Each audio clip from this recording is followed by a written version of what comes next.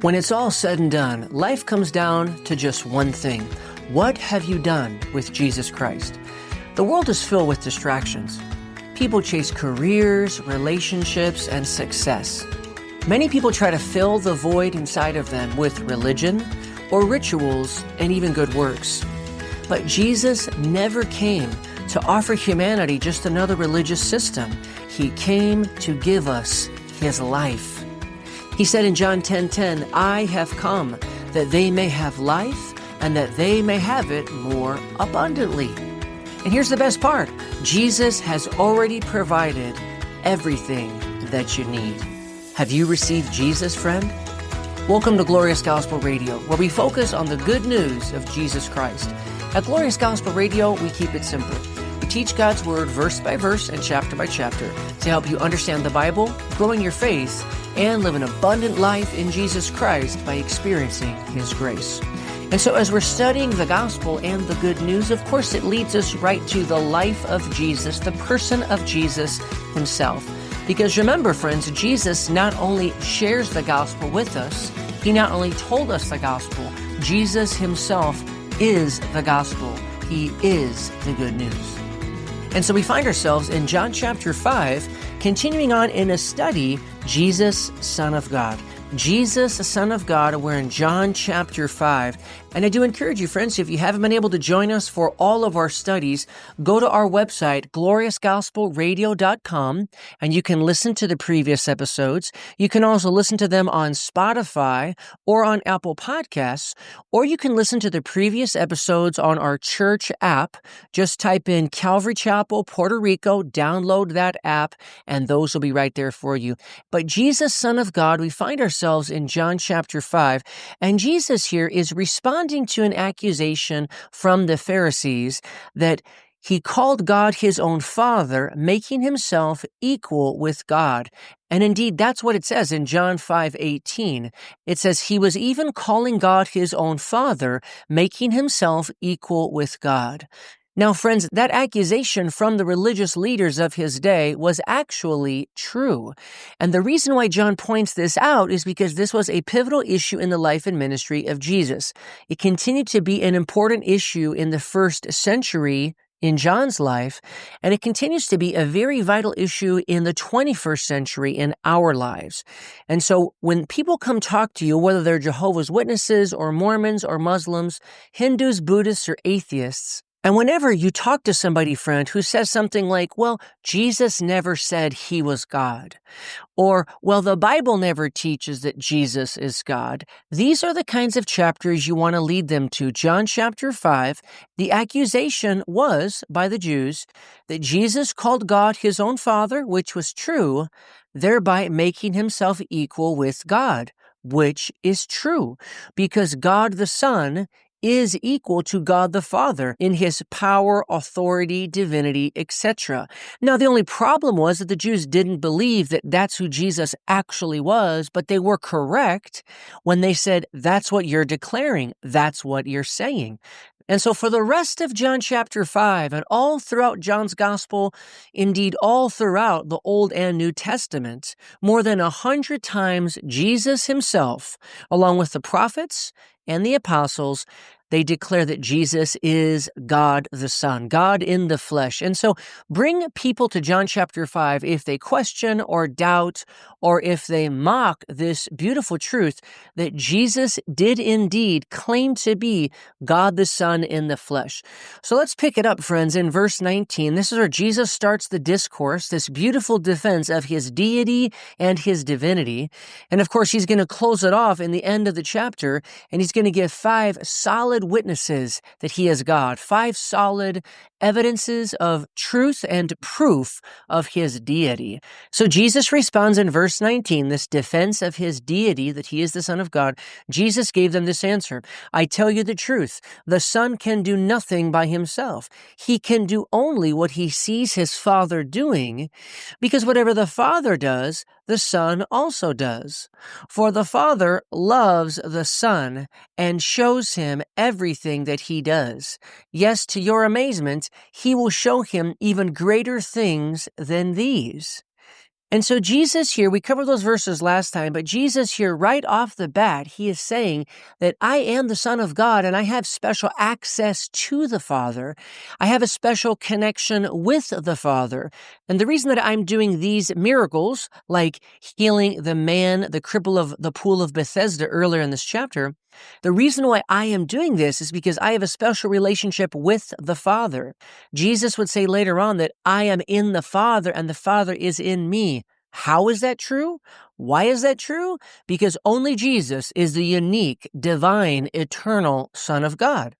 And that's what he's trying to help these people understand. And so he says, the Father shows me everything that he is doing. Only God the Son could claim that, friends.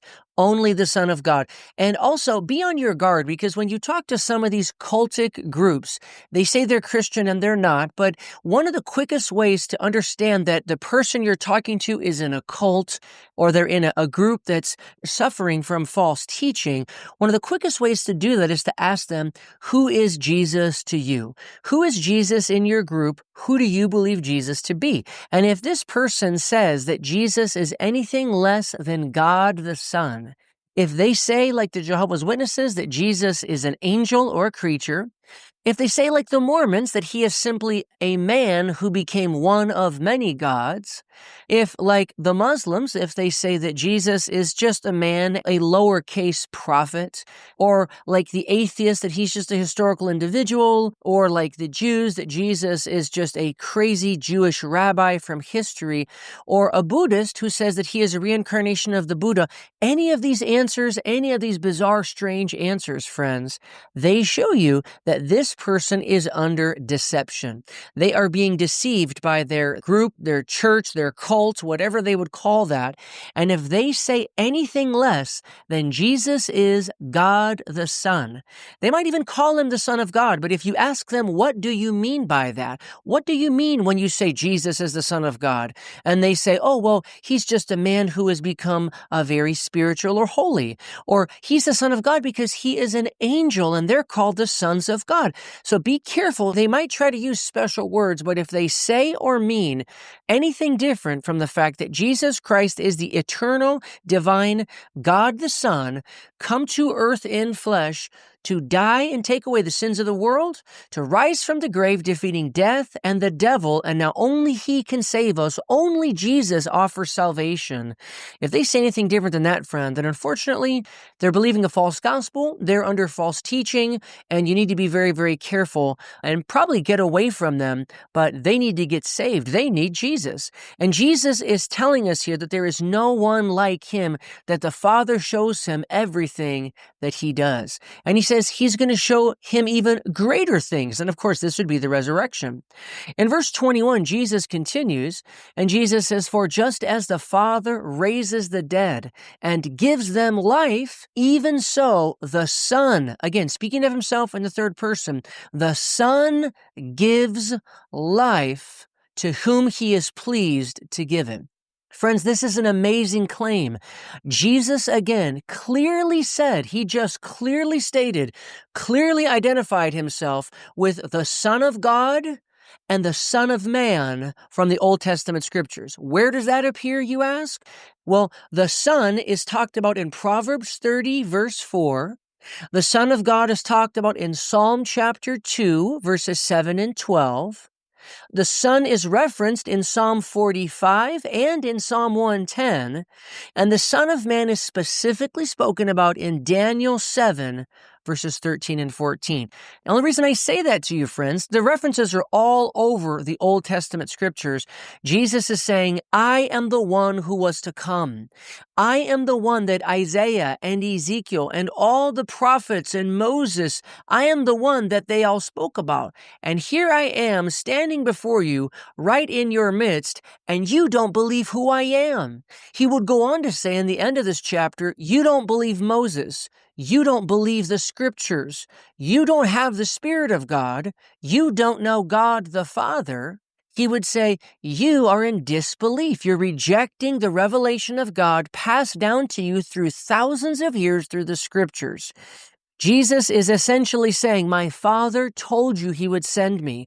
My Father told you that I would come, that the Father would make me, the Son of God, the Messiah, ultimately the King over the world, the King of the universe, and here I am in your midst. And you're rejecting me, you're disbelieving me.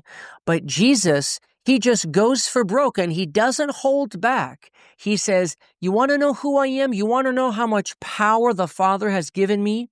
He says, just as the Father raises the dead and gives them life. In other words, just as the Father can give resurrection, that he can physically raise people from the dead, and of course, spiritually give someone spiritual new life, just as the Father raises the dead and gives them life, Jesus is going to equate himself directly in equality to God the Father in this area.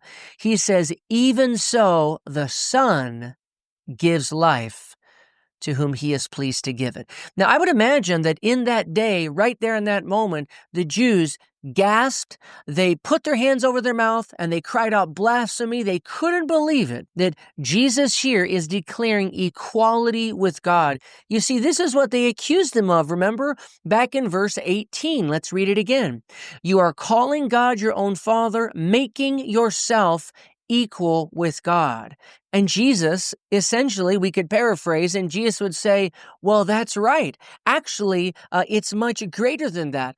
Just as the Father raises the dead and gives them life, I do it too. The Son gives life to anyone to whom he is pleased to give it. They thought it was blasphemy, but you know what? It was reality. It was reality, it was truth, and the prophesied Son of God, predicted more than 300 times in the Old Testament scriptures, was right in front of them, and they missed him. Right in front of them, and they rejected, they disbelieved. Friend, what about you?